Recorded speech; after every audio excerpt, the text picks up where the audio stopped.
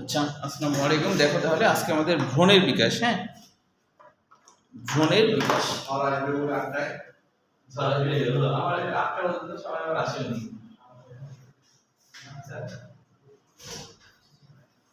দেখো ভ্রূণের বিকাশ।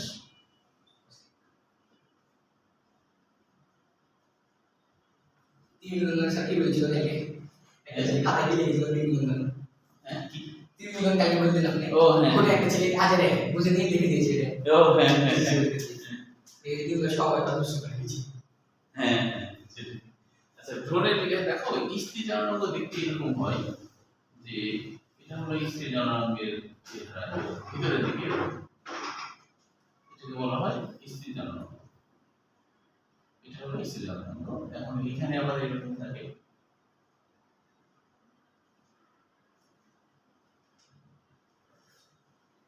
এরকম থাকে। এইখানে তোমার ডিম্বাশয়। বলতো যে ছেলেদের ডিম্বাশয় বাইরে থাকে, মেয়েদের ডিম্বাশয় ভিতরে থাকে, কেন? মানে স্যার যে ছেলেদের দিন বসে আপনি ইয়ে করেন তাপ সহ্য করতে পারে না, আর মেয়েদের তাপ সহ্য করতে পারে। মনে আছে?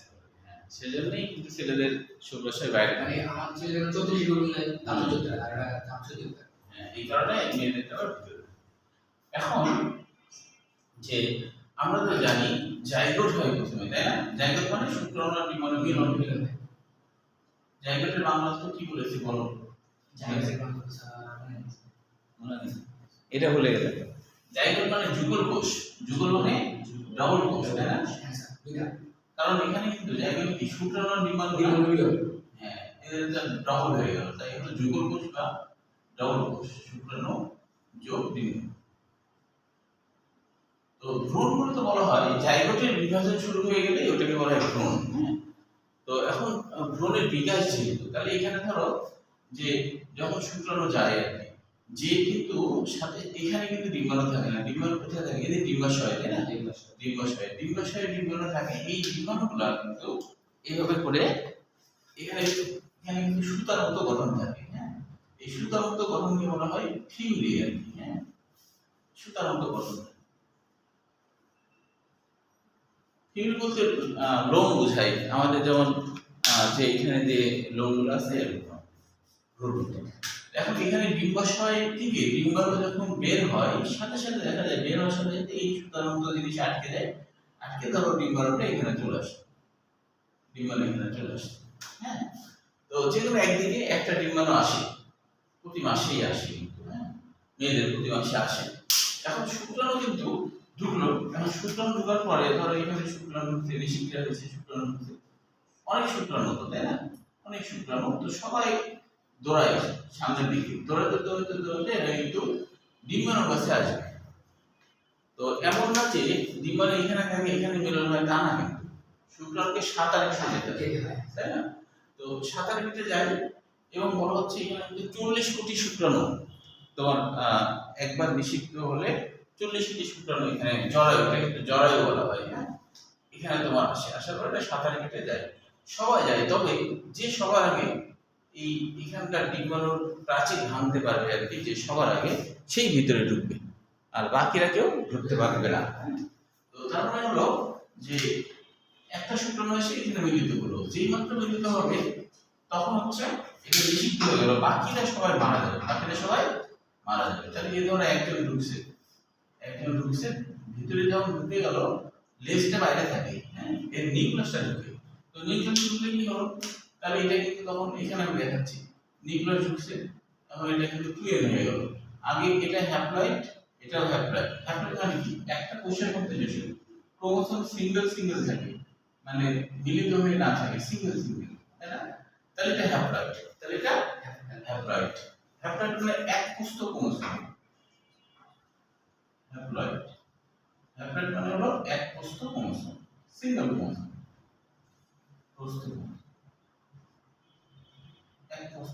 তাই না?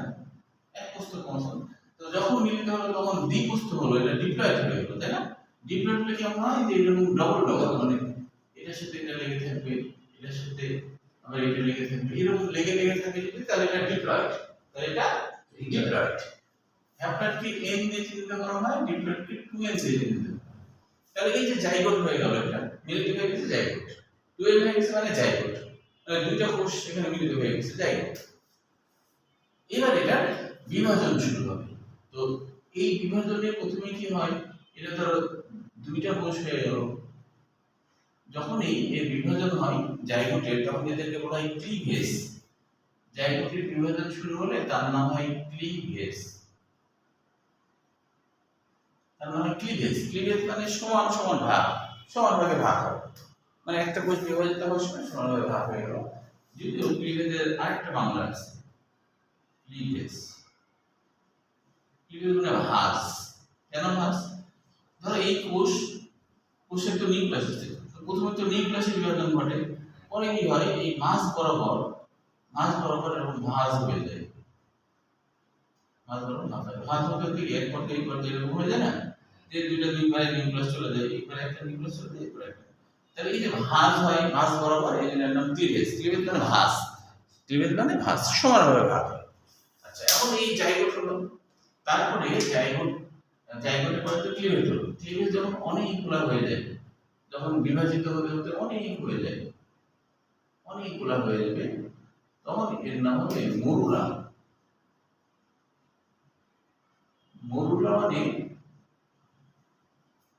মানে হলো মুড়ির মোয়া। মুড়ির মোয়া দেখছো অনেকগুলো একসাথে, হ্যাঁ এটা হলো মরুলা। মরুলা মানে মুড়ির মোয়া বলা হয়। হ্যাঁ, এরপরে সবই কিন্তু এর ভিতর দিয়ে যাচ্ছে, কিন্তু জায়গা কম বলে আমি বাইরে দিয়ে দেখাচ্ছি। এরপরে কি হবে, এর ভিতরে পানীয় তরল পদার্থ শোষণ করবে, করার কারণে এরা হলো চারিদিকে ছড়িয়ে পড়বে কোষগুলা। তখন এরকম একটা ভিতরে একটা ফাঁকা হয়ে বাইরের দিকে একটা রিংয়ের মতো গঠন হবে, তখন এর নাম হয় ব্লাস্টুলা। এই জিনিসের নাম ব্লাস্টুলা। এর দুই রকম নাম আছে, ব্লাস্টুলা, আর একটা নাম হলো ব্লাস্টোসিস্ট।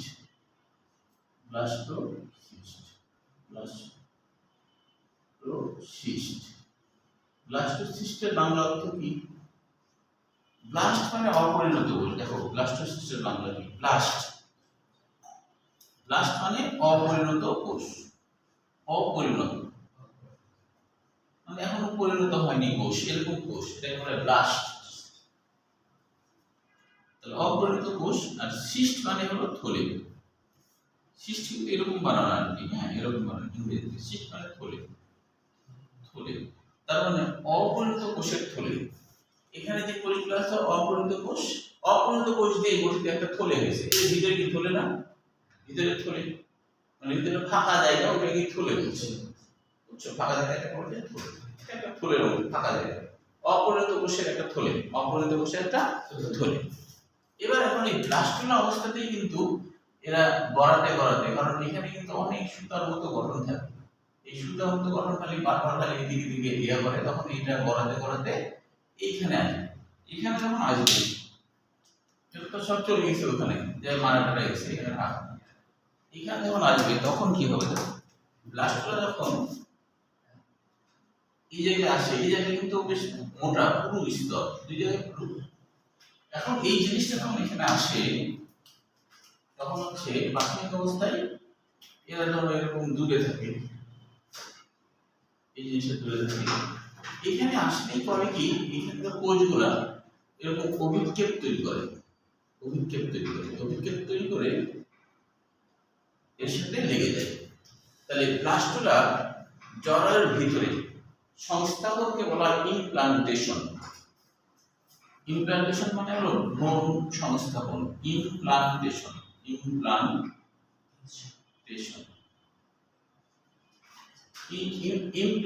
মানে হলো ভ্রূণ সংস্থাপন।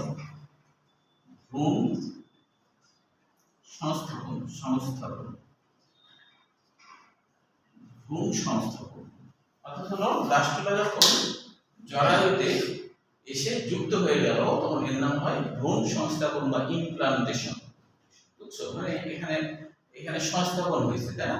বা রোপিত হয়েছে। ভ্রূণ সংস্থাপন বা ভ্রূণের রোপণ, আরেকটা বাংলা হলো ভ্রূণের রোপণ।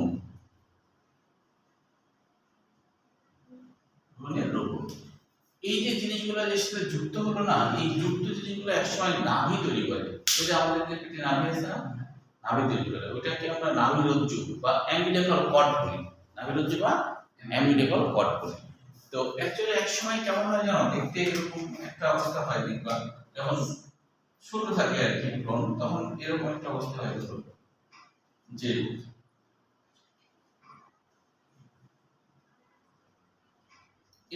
এরকম হয় না, এরকম হয়। এই এই জিনিসগুলো কোষ দিয়ে কিন্তু তৈরি হয়েছিল, কিন্তু এখানে অসংখ্য রক্তজালক সৃষ্টি হয়, রক্তজালক সহ কানেকশন হয়ে যায়, তখন এই জিনিসটার নাম হয় নাভিরজ্জু। নাভিরজ্জু, ওই যে আমাদের নাভি আছে, নাভি আছে না, নাভিরজ্জু। আর গোটা জিনিসটা অর্থাৎ হলো এখানে যে অমরা, এই যে কানেকশনকারী নালী এবং এখানে যে অতিরিক্ত টিস্যু, এছাড়াও আরেকটা কি ঘটে, এখান থেকে কিছু কোষ বিভাজিত হয়ে এর মধ্যে একটা আবরণ তৈরি করে, এর উপরে দুইটা আবরণ তৈরি করে, সব কিছুকে একসাথে বলা হয় অমরা। অমরা বলতে বোঝায় অমর, মানে যে বাচ্চাকে অমর রাখে, যে বাচ্চাকে অমর রাখে মানে জীবিত রাখে, এর নাম হচ্ছে অমরা বা প্লাসেন্টা।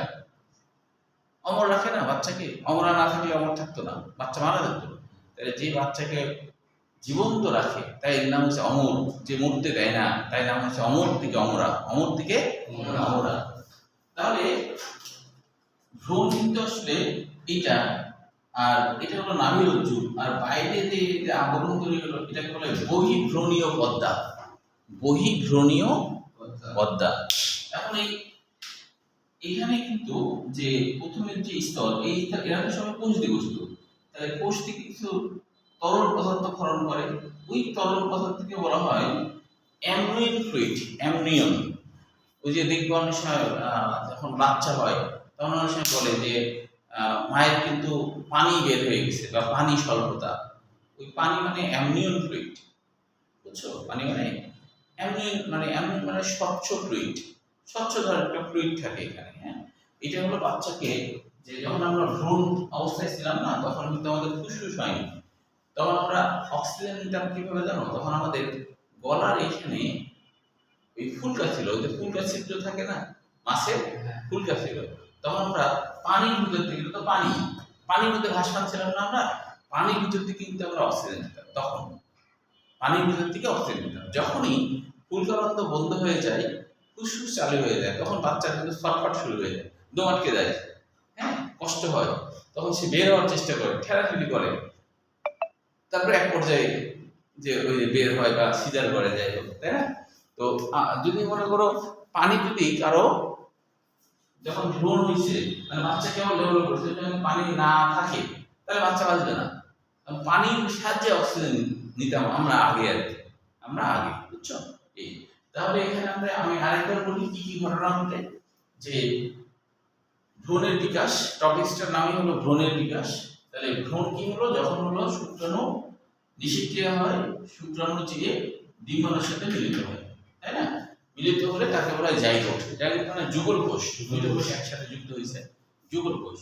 পরে এই জাইগোটের ক্লিভেজ হয়, ক্লিভেজ মানে ভাঁজ, মানে মাঝ বরাবর একটা ভাঁজ তৈরি হয়, ওই ভাঁজ থেকে পরে দুটো কোষ আলাদা হয়ে যায়, দুইটা হয়ে যায়। পরবর্তীতে এর অসংখ্য বিভাজনের মাধ্যমে মরুলা তৈরি হয়, সবই কিন্তু এর মধ্যে ঘটছে, মরুলা তৈরি হয়। মরুলা মানে মুড়ির মোয়ার মতো দেখতে। পরবর্তীতে এখানকার পানি শোষণ করার কারণে কোষগুলো চারিদিকে ছড়িয়ে যায়, মাঝে একটা ফাঁকা জায়গা তৈরি হয়, তখন এর নাম হয় ব্লাস্টুলা বা ব্লাস্টোসিস্ট, মানে অপরিণত কোষের গহ্বর, অপরিণত কোষের গহ্বর বা অপরিণত কোষের থলে, অপরিণত কোষের গহ্বর বা অপরিণত কোষের থলে, গহ্বর বলা যায় আবার থলেও বলা যায়। হ্যাঁ, এর কিন্তু ইংরেজিতে একটা নাম আছে, এই থলেটার নাম, এই গহ্বরটার নাম হলো ব্লাস্টোসিল বলা হয়, ব্লাস্টোসিল। সিল মানে গহ্বর বোঝায়, সিল মানে গহ্বর বোঝায়। তাহলে এই ব্লাস্টুলা বা ব্লাস্টোসিল অবস্থায় এটা গড়াতে এই যে জরায়ু, যেই জায়গাতে বাচ্চার বিকাশ ঘটে তাকে জরায়ু, বুঝতে পারলো কি? যেই জায়গায় বাচ্চার বিকাশ ঘটে মানে বাচ্চাটা তৈরি হয় ওটাকে বলা হয় জরায়ু। তো জরায়ুর মধ্যে কিন্তু আমরা হয়েছি। হ্যাঁ, তো এই জরায়ুর ভিতরের দিকের যে প্রাচীর তার নাম এন্ডোব্যাকটেরিয়াম, এন্ডো মানে ভিতরে, ভিতরের দিকে স্তর, এন্ডোব্যাকটেরিয়াম। সেইখানে তোমার ব্লাস্টুলা এসে সংযুক্ত যখন হয়ে যায় তখন এর নাম হয় ইমপ্লান্টেশন। সংযুক্ত হলে বা ভ্রূণ সংস্থাপন বা ভ্রূণের রোপণ, ভ্রূণের রোপণ, ভ্রূণ এখানে রোপিত হয়ে গেল। রোপিত হওয়ার সময় কি হয়, ব্লাস্টিক কোষ দিয়ে কিছু অভিক্ষেপ তৈরি হয়। অভিক্ষেপ তৈরি হওয়ার সময় এখানে কিন্তু একটু গর্তের মতো হয়, বুঝছো? এখানে একটু গর্তের মতো হয়, মানে অনেক কোষ নষ্ট হয়ে যায়। যখনই অনেক কোষ নষ্ট হয়ে যায় তখন কোষটা চিন্তা করে আরে আমরা তো নষ্ট হয়ে গেছি, আমাদের আবার বিভাজিত হতে হবে। তখন এরা বিভাজিত হয়, বিভাজিত হতে হতে এর বাইরে গোটাটা ঢেকে ফেলে, এর বাইরে গোটাটা ঢেকে ফেলে। এটা কিন্তু সবাই কোষ দিয়ে গঠিত, বিশ্বের সবাই কোষ। তখন এর নাম হয় বহির্ভ্রূণীয় পর্দা বা বহির্ভ্রূণীয় ঝিল্লি, বুঝছো? এই বহির্ভ্রূণীয় ঝিল্লির মধ্যে বাচ্চাটা তৈরি হতে শুরু করে। এই মাঝে যে সংযোগকারী যে অংশ তার নামে নাভিরজ্জু হয়ে যায়, যেটার সাহায্যে পুষ্টি পায় বাচ্চা, তাই না? কিন্তু প্রাথমিক অবস্থায় অক্সিজেন নেয় পানির ভিতর থেকে, ওই যে পানি অ্যামনিয়ন ফ্লুইড আছে, ওই পানির ভিতর থেকে পুষ্টি নেয়, এই পুষ্টিতেই চলে। কিন্তু যখনই লাংস গঠিত হয়ে যায় তখন ফুলকার অন্ধ বলে, আমাদের যেমন এখন গলার এখানে ছিদ্র আছে নাই, কিন্তু ভ্রূণ অবস্থায় এখানে ছিদ্র ছিল, বুঝছো? এখন নাই, ভ্যানিশ হয়ে যায়। তখন আমাদের কষ্ট শুরু হয়, তখন আমরা বের হওয়ার চেষ্টা করি। তখন যদি ব্যথা অনুভব হয়, ওই সময় হয় সিজার অথবা সিজার করে অথবা বের হয়ে যায় আমরা। তার মানে আমরা ওখানে আর থাকতে পারবো না, থাকার উপযোগী না, বুঝতে পারছো? যেমন আমাদের পৃথিবীটাও কিছুটা ওরকম মাতৃজ্বরের মতো, যে যখন তোমার শরীরের অবস্থা খুব খারাপ, কিডনি নষ্ট, লিভার নষ্ট, হার্ট নষ্ট, তার মানে তুমি এখানে আর থাকার উপযোগী নাই, এখান থেকে অন্য জগতে তোমাকে যেতে হবে। তখন আমরা আবার অন্য জগতে চলে যাই, সেটা এখন জাহান্নামের জগৎ হোক আর যাই হোক, তাই না? সেই জগতে আমাদের রুহটা চলে যায়, রুহটা তখন থাকতে কষ্ট পায়, মানে সব অর্গান নষ্ট হয়ে গেলে আর থাকতে চায় না, তখন সে চলে যায়, বুঝতে পারছো? এরকম আর কি আমরা মাতৃ জ্বর থেকে বের হয়ে আসছি। তাহলে অমরাটা কি? অমরাটা হলো অ্যামনিয়ন, এই যে নাভিরজ্জু, নাভিরজ্জু আর বহির্ভ্রূণীয় পর্দা সবকিছু মিলে কিন্তু অমরা, ঠিক আছে? তাহলে এইখানে এই কথাগুলো আছে। ভ্রূণ আবরণী পর্যন্ত আমি কিন্তু বললাম। এখন হচ্ছে এখানে 40 সপ্তাহ, এটা মনে রাখতে হবে এমসিকিউর জন্য, যে বাচ্চা হলো মোটামুটি 40 সপ্তাহ আর কি থাকলে পরিণত হয়ে যায়, তখন ওই যে বাচ্চা বের হওয়ার সময় হয়, বুঝতে পেরেছো? আচ্ছা, এবার হলো প্রজনন সংক্রান্ত রোগ। বাসায় বইটা পড়ে যেটুকু আলোচনা করলাম দেখবা যে এর মধ্যে আমাদের কি কি আছে। হ্যাঁ, তবে হচ্ছে ক্লাস শেষে যে তোমাদের আছে আবার যে কি কি কোশ্চিন আসছে সেটা তো লিখে দেওয়া হচ্ছে না, আজকে তো কেউ আসেনি, আগামী দিন লিখে দেবো।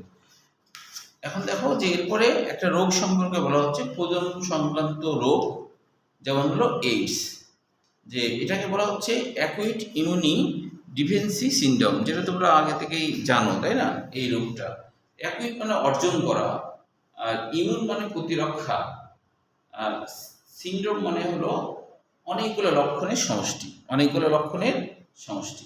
এখন কথা হলো যে আমাদের এই ভাইরাসটা কি করে, এই ভাইরাস কি করে জানো? এই ভাইরাস হলো শ্বেতকণিকার দখল নিয়ে নেয়, শ্বেতকণিকার দখল নিয়ে নেয় এইডস ভাইরাসটা। খেয়াল করো, শ্বেতকণিকার দখল নিয়ে নেয় এইডস ভাইরাস। এইডস ভাইরাস যদি শ্বেতকণিকার দখল নিয়ে নেয় তাহলে তো তখন আমাদের প্রতিরক্ষার সকল আমাদের যে শ্বেতকণিকাদের প্রতিরক্ষা দেয় তার দখল যদি ভাইরাস নিয়ে নেয় তাহলে আমাদের কি যাবতীয় রোগ হবে না? সিনড্রোম মানে হলো যে অনেকগুলা রোগের সমষ্টি বা অনেকগুলা লক্ষণের সমষ্টি, বুঝছো? সিন মানে একসাথে একসাথে অনেকগুলো রোগ হয়, এটা বলে সিনড্রোম। কেন হয়েছে? কারণ হলো অর্জন করে ফেলছে ভাইরাসগুলো, শ্বেতকণিকার দখল নিয়ে নিয়েছে। তুমি যদি কোনো দেশের সেনাবাহিনী দখল নিয়ে নিতে পারো তো ওই দেশ তোমার, তাই না? যেমন অনেক আগে, যেমন আমরা যখন স্কুলে পড়তাম আর কি, হ্যাঁ, তখন একবার হচ্ছে ইরানের সাথে আমেরিকার যুদ্ধ হয়েছে। তো ওই যুদ্ধে কি হয়েছিল যে 2000 সালের দিকে হবে হয়তো, বা ওই যুদ্ধে কি হয়েছিল জানো? ওই যুদ্ধে তোমার হলো ইরাকের যে সেনাবাহিনী যারা প্রধান ছিল সবগুলোকে আমেরিকা কিনে ফেলেছিল। কিনে ফেলার কারণে যখন আমেরিকার সোলজাররা ঢুকছে তখন সেনাপ্রধান যদি অর্ডার না দেয় সৈন্যরা তো যুদ্ধ করবে না। তার মানে কি এখানে আমেরিকা এই ভাইরাসের মতো কাজ করছে, প্রতিরক্ষার যে কমান্ডার তাদেরকে দখল নিয়ে নিয়েছে।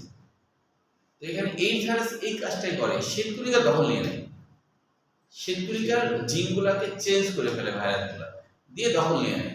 তখন শ্বেতকণিকা কিন্তু আর কোনো প্রতিরক্ষাই করে না। যদি প্রতিরক্ষা না করে তাহলে একই সাথে তোমার অনেক রোগ হবে না, এই একসাথে যে অনেক রোগ অনেক লক্ষণ তৈরি হলো, এটাকে সিনড্রোম বলা হয়, এটাকে সিনড্রোম বলা হয়, বুঝছো? এই এখন এখানে হচ্ছে তোমার এইডস রোগের কারণ এগুলো সৃজনশীল এই রোগের কি কারণ এটা অবশ্য তোমরা নিজেরাই জানো, তাই না? এই রোগের কি কারণ এটা তোমরা নিজেরাই জানো। এইখানে একটু বাড়ির কাছ থেকে দেওয়া হয় না, হ্যাঁ? ও আচ্ছা আচ্ছা আচ্ছা, আগামী দিন তাহলে সবগুলো কোশ্চিন বোর্ড পরীক্ষা আসছে। হ্যাঁ আচ্ছা, তাহলে আগামী দিন হলো এইডস এটা শেষ করে তোমার হচ্ছে বোর্ড পরীক্ষায় কি কি কোশ্চিন আসছে এই অধ্যায় থেকে সেগুলো তাহলে লিখে দেবো, খাতায় নোট করবো, ঠিক আছে? আচ্ছা থাক তাহলে, আজকে তো অনেকে আসেনি, যাও তাড়াতাড়ি চলে যাও।